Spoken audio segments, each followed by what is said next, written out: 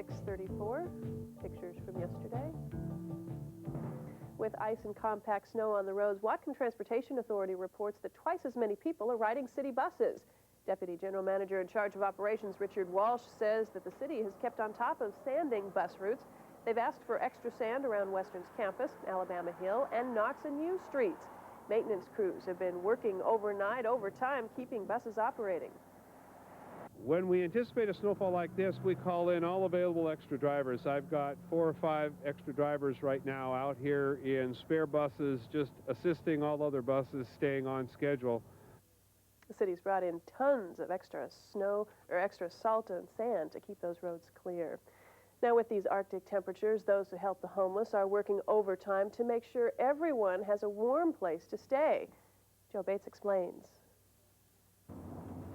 Below freezing temperatures and a dangerous wind chill make it tough to be outside for any length of time, especially all night.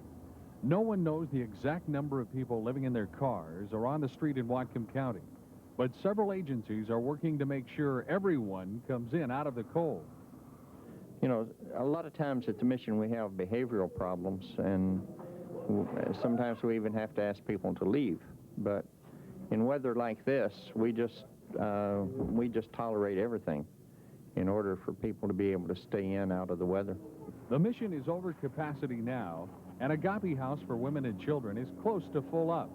But Archer says they won't turn anyone away. The Opportunity Council is also working to provide short and long-term housing. For the homeless, it's a matter of life and death, not just comfort.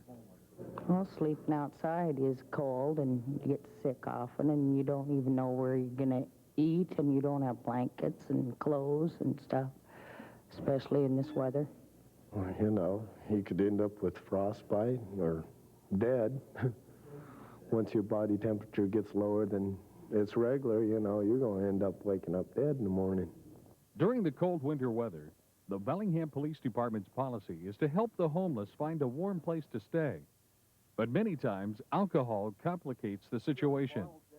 As you saw under the stairway, all the beer bottles there, people are so intoxicated that they'll pass out. They can't tell how cold it is out here, and they'll just, you know, they may die because of the cold, hypothermia, all sorts of things. So we'd like to, you know, get them in someplace where it's warm, and, you know, if we have to, take them into protective custody. If forced to stay outside, the homeless will feel cold.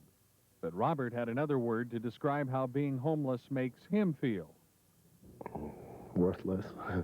For NewsView, I'm Joe Bates. In other news, getting a glimpse of the sun during a Pacific Northwest winter is usually a treat. But combining sun with free peppercorn red.